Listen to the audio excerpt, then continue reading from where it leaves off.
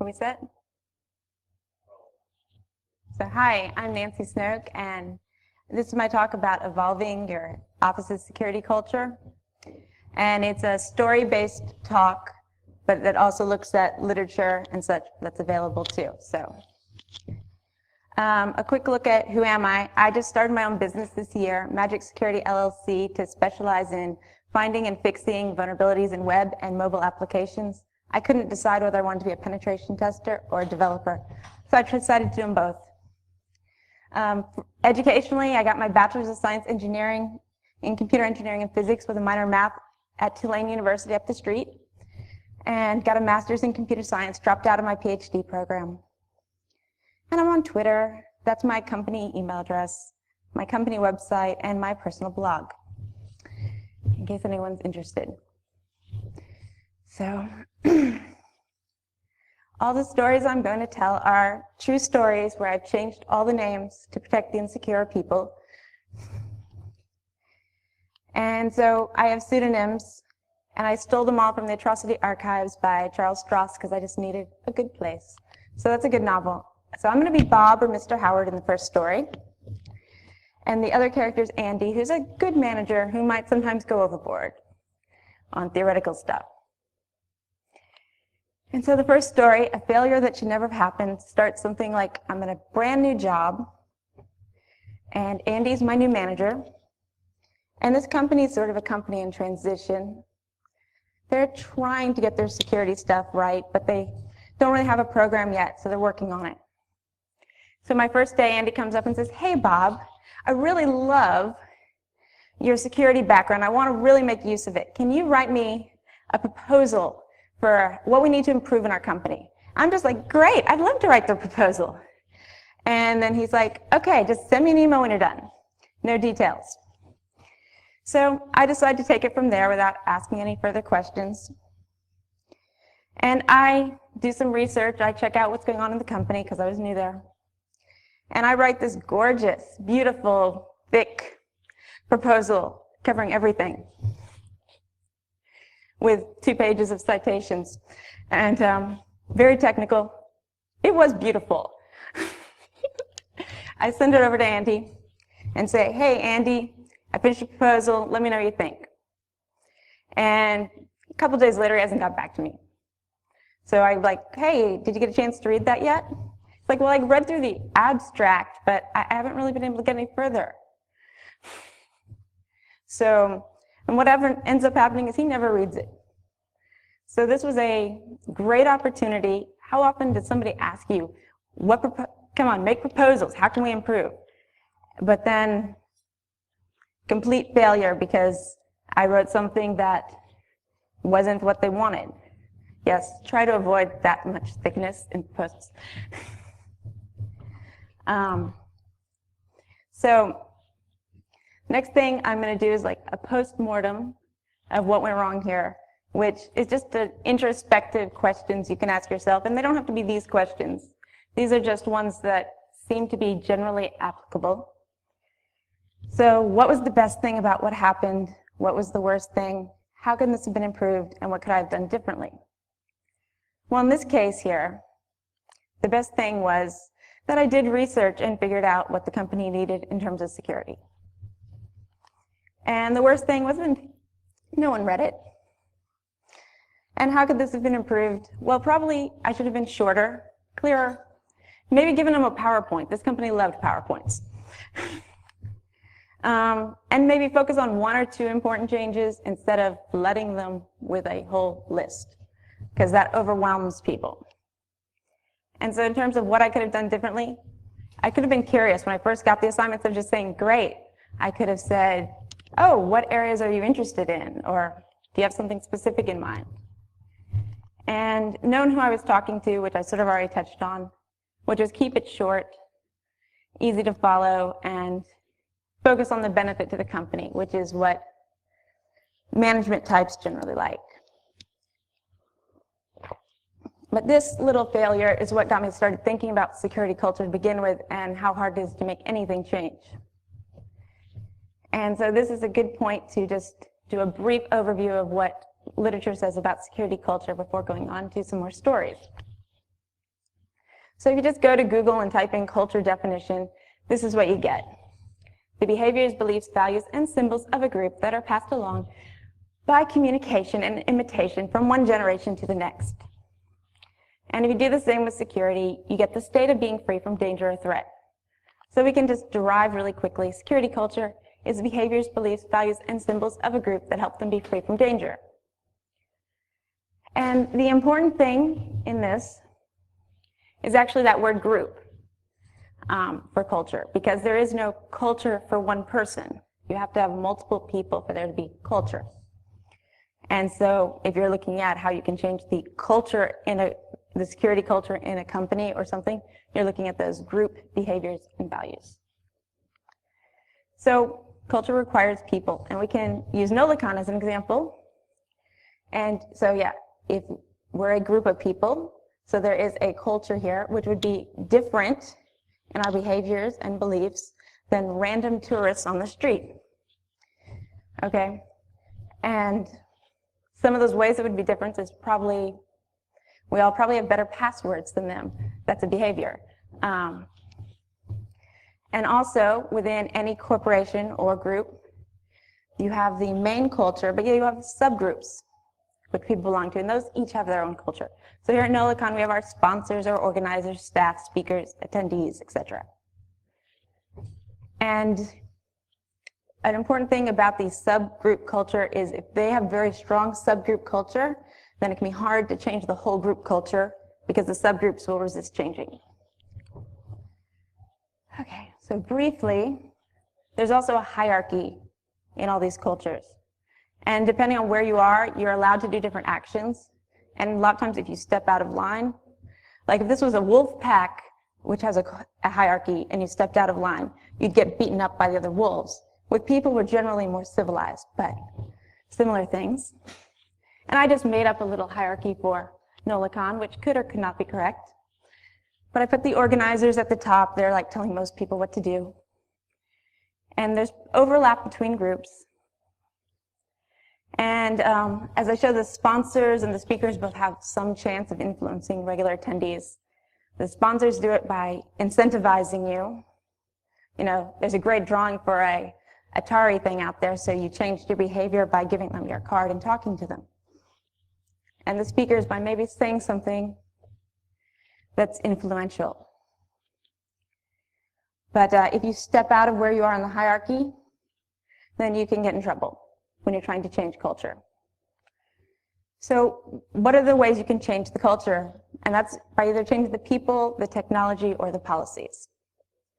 And by people, I do mean literally changing the people in the group. So adding new people or removing people. And a quick example, if you have the group of people who get together every Saturday to play Axis and Allies, you know, then you add 2 new people to it, and maybe these 2 new people, they love Axis and Allies, but they also want to play another game, Betrayal at the House on the Hill.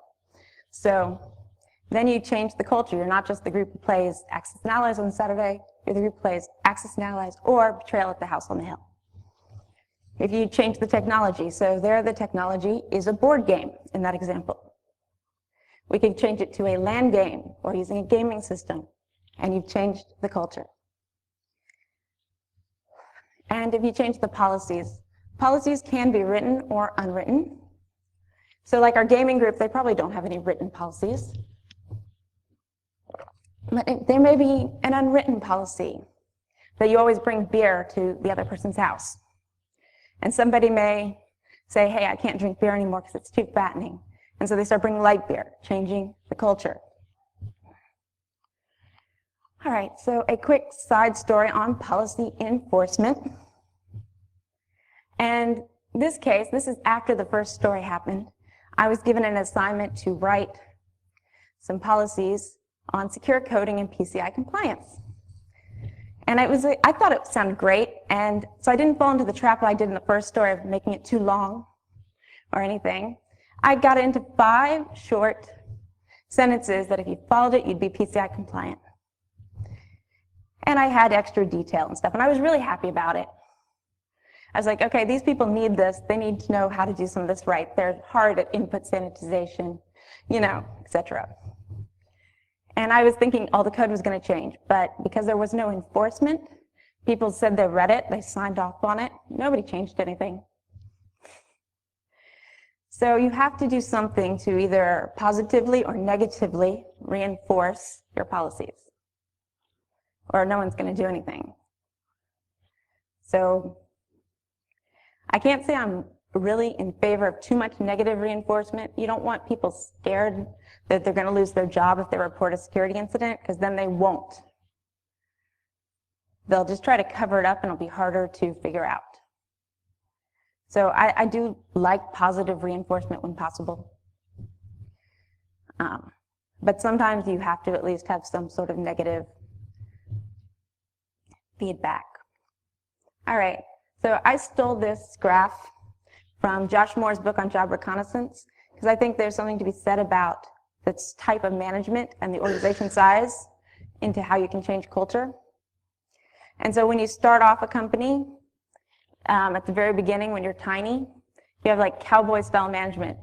I'm the owner, I say what goes. And if you want to change the culture there, you just have to talk to the owners and get them on board. And then when they go bigger, one person cannot just be in charge like that. So you have trust-based management, which is when every person there is delegated responsibility and trusted to do it. And then you get even bigger and you hire more people and you can't trust everyone. Someone's going to do something stupid. You're going to have to add policies and have a hierarchy because, well, some people are going to be stupid. And that's when you get lightly structured management. And that's when it starts getting harder to change culture, because you have to stay within the hierarchy, follow the rules. But it's still very doable. And when you get into something highly structured, it's been around for a long time, then you really do need to stay in your little box, and there are probably 60,000 people in your company, and it's pretty impossible to change the corporate culture unless you are that person who's in the position of like the security officer who's allowed to be changing it. So if you're trying to change it and you're not in that position, it could be really tough. And you'd probably be better off trying to change your subgroups, like your department's culture, and hoping someone recognizes that, how great that your subgroup has changed, and moving on. All right. So I was going to now get to story 2, and I'll be Bob again. And then we have Harriet, who's a really bad manager. Some really clever coworkers who are Pinky in the brains, the interim security head, who's Harry, Fred from accounting, who's the person who's doing a job they have no clue about. If it's dangerous, they will kill themselves. The auditors, who are internal compliance, and Angleton, who's a smart, tough higher-up. And then again, we have Andy, who's the nice higher-up manager. All right, so this one's called Persistence in the Wake of Oblivion. And it starts with me going to a meeting with Harriet. It's supposed to be my yearly review, but Harriet's no longer my boss, so we're just going to be making pleasant chit-chat because nothing she says really matters at this point. And so she's like, Bob, tell me about your current projects. And so I do for a bit, and I said, so Harriet, what exciting things are you working on? She's like, well, there is this one cool thing that we're working on. Fred from accounting actually came up with the idea. It's really cool. Oh, what is that?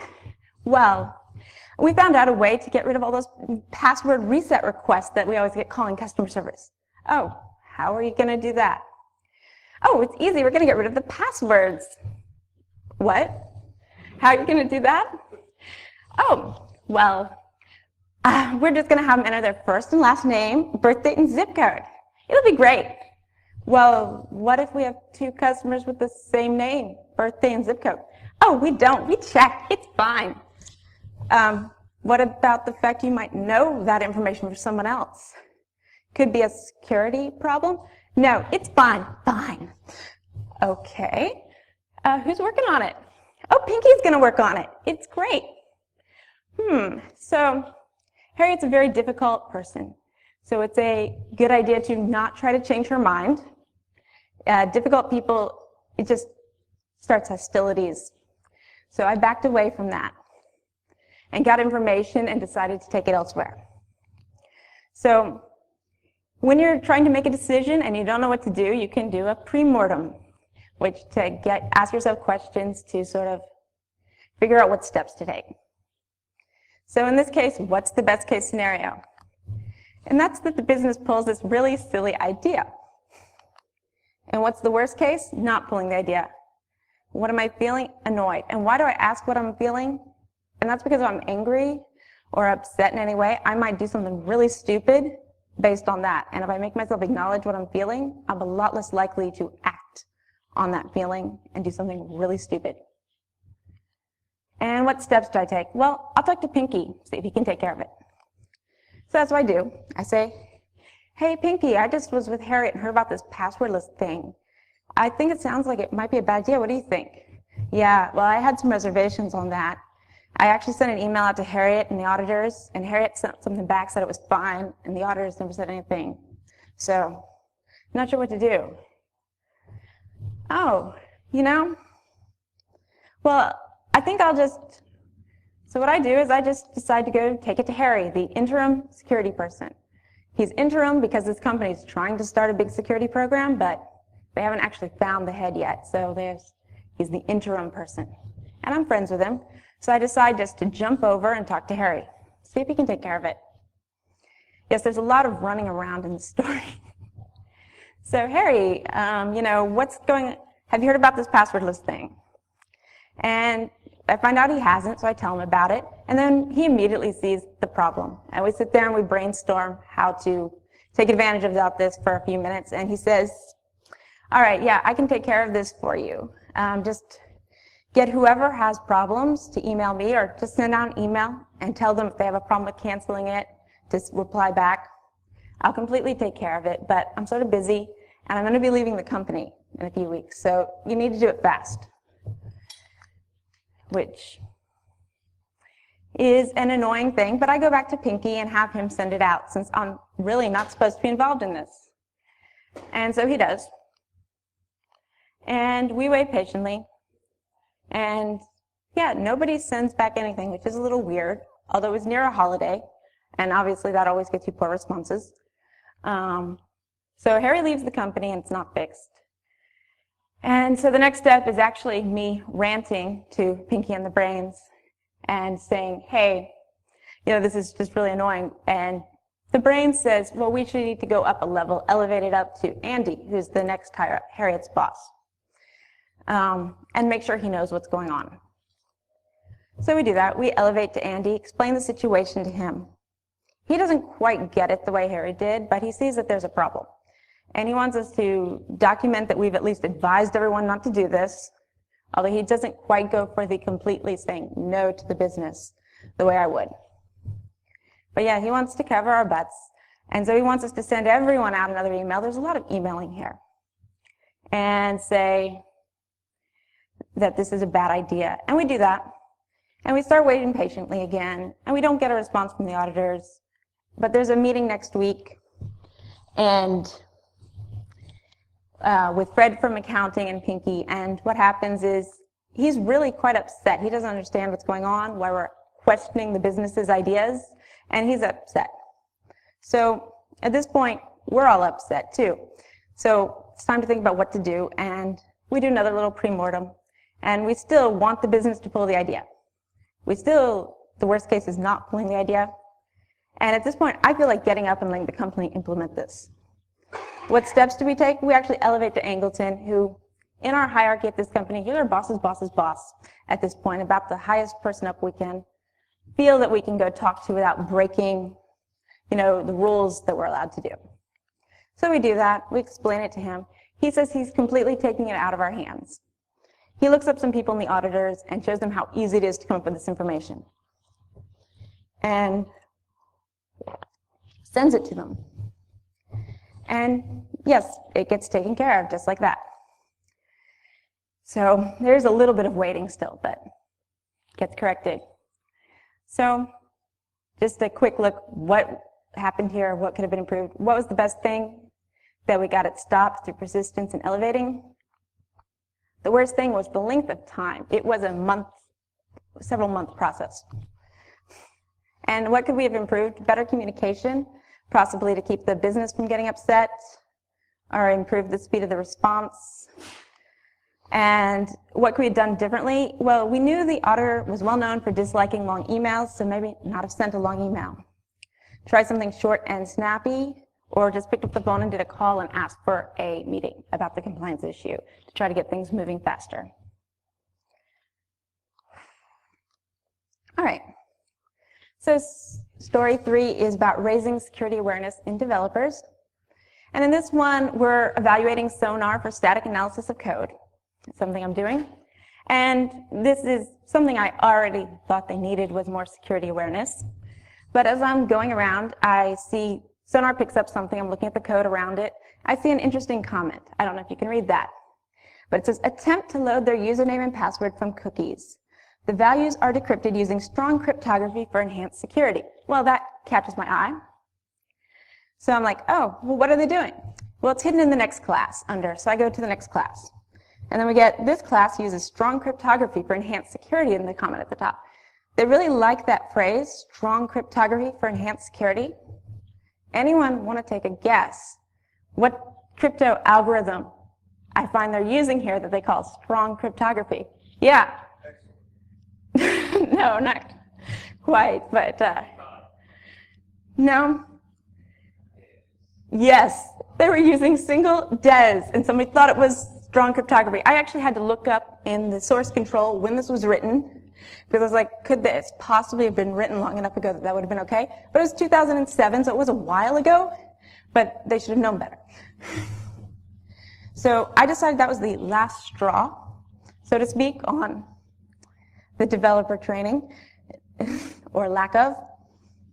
And so my response, after I laugh hysterically, caused myself to have an asthma attack, grab the inhaler,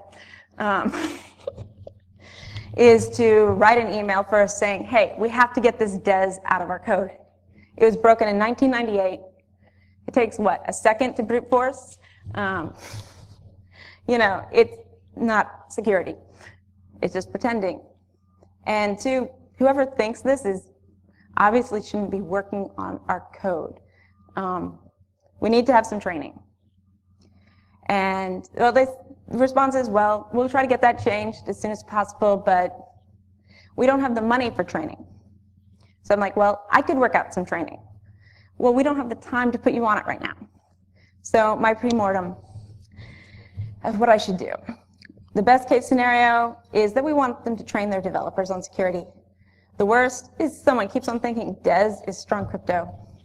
And what am I feeling? I'm actually feeling very ready for action. And what do? I create some training in my free time. I teach a voluntary group at lunch, and I get metrics to show the efficacy, which is actually quite a bit. So a bit on metrics if you're doing training.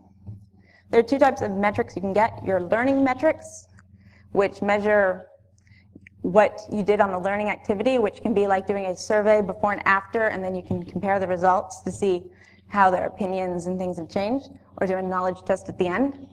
And then there's the results metrics, which measure your change in behavior.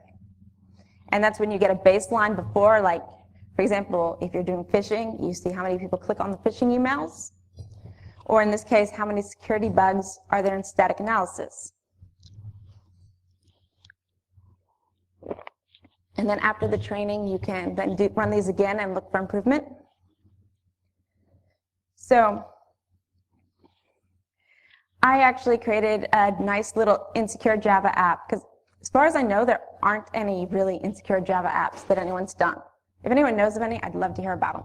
But it was called the Damn Vulnerable Overpoweringly Cute Cat app, where you could share cute cat pictures with people and comment on them. And you had a private cute cat picture, which other people weren't allowed to see because it was too cute and such. So, but then here's the survey. I don't know how readable that is. This is an actual example somebody filled in for me. And the questions are like, on a scale from 1 to 5, how knowledgeable are you on secure coding practices? True or false, to your knowledge, have you ever coded something that was insecure? I put this one up here on purpose because this was the one with a comment. If I did, I wasn't aware, is what that says. Which is sort of the point of that question, was hopefully that after learning about secure coding, you'd realize you probably had coded something insecure. Then on a scale of 1 to 5, how important is it to make sure your code is secure? And I consider security in coding what % of the time. And then after the class, I had people answer 2 true or false questions, that I will be able to use this information to improve the security of the code I write, and I have already used this information to improve the security. So my results on that. So on the scale of 1 to 5, how knowledgeable are you? We had a before average of 2.25 and an after average of 2.7, a little bit of improvement. And to your knowledge, have you ever coded something insecure? We went from 50% to 80% true, which was nice. How important is it? We had a before 4.25 and after 4.4. And how often do you think about security when coding? 60 to 66.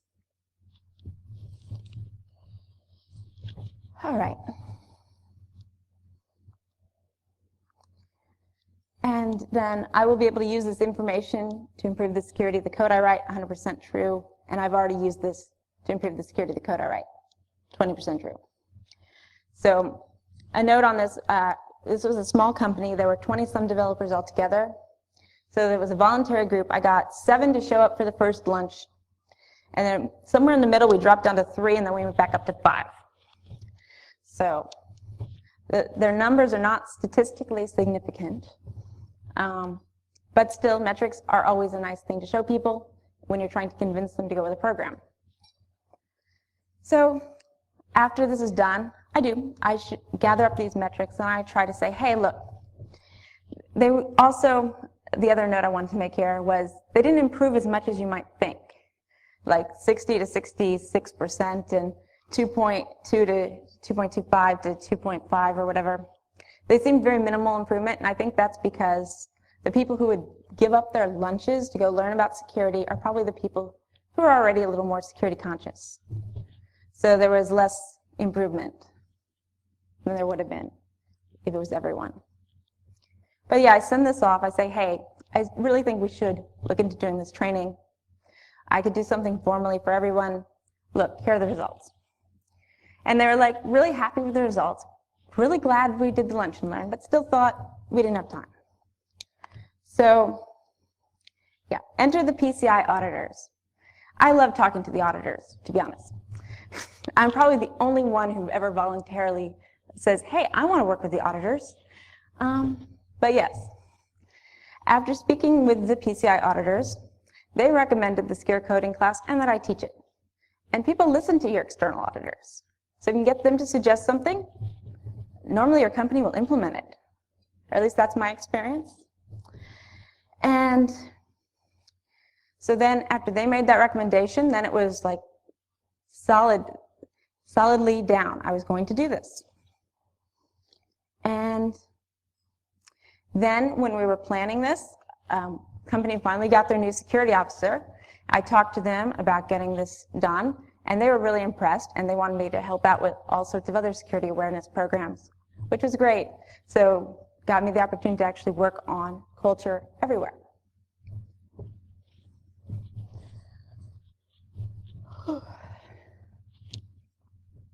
So that story, which started out as it was going to be a complete failure, did completely turn itself around, which is nice.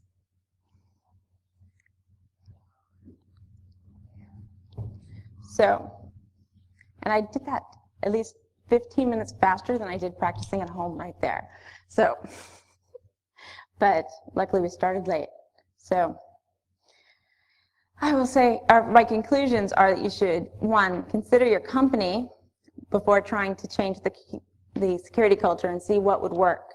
And keep your actions within those allowed if you're in a tight hierarchy, because you don't want to get yourself into trouble. You can use a postmortem to analyze failures or a premortem to make the best decision midway. And adjust your questions. I mean, mine were just suggestions. You know, do whatever works for you. And yeah, if you can't get permission to run a program, you can always try doing something voluntary. And I still really believe in getting metrics to show that they work, even though it didn't work in my case. I think it will work with some people. I love metrics. I can't be the only one. And yes, use external auditors to your advantage, because no one wants to deal with the auditors. Generally, it can be really easy to be the person who explains your policies to them, because other people don't want to spend days in meetings. Of course, you may not want to either, but if you think you're like using them to your advantage, you might then see it differently. So some resources. I will totally mess up this guy's name in the first one, but the book, Build a Security Culture by, anyone know how to pronounce his name? That's probably it, Kaiser. It's a good framework type book. It doesn't go into the specifics of what should be in a security culture, but just how to set up like a framework of, for whatever part of the security culture you want to change, this is how you can go about changing it. And it has a lot of good background information. The security culture framework also has a lot of good information, like especially on metrics and how to get good metrics and set those up. Building an Information Security Awareness Program by Bill Gardner and Valerie Thomas is a very thorough book about all the different pieces you want to have put together. And I personally found some information you could extrapolate from Chris Hadnagy's and Michelle Fincher's book, Phishing Dark Waters. It does all focus on corporate phishing programs, but you can actually apply some of that in other ways. And since I used his chart, I put up Josh Moore's Java Reconnaissance book there as a resource. And that was all I had. Any questions? Yeah.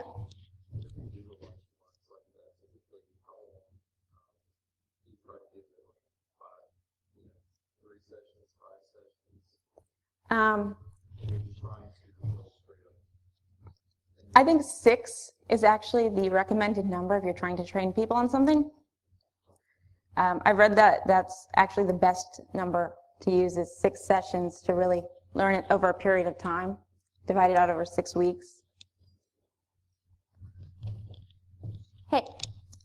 Were you generally, for these sessions, are you generally going through full systems or code, or are you actually teaching?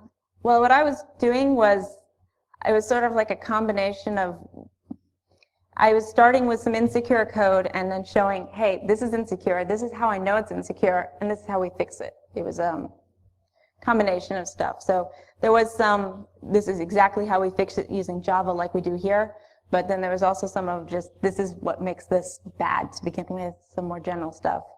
And are all your developers in these sessions, are they coming from, are they putting it to environment, you really don't necessarily know what environments are? Well, at this office, pretty much everyone does Java. I mean, there's some, CSS, JavaScript, jQuery, that sort of thing too.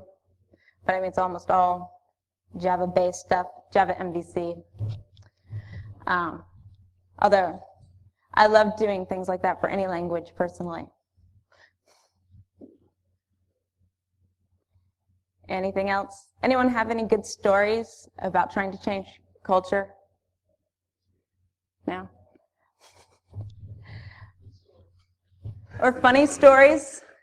I always try to come up with the best examples, but no. I did speed through that a bit. I hope I was clear, but well, I guess that's all. Thank you all.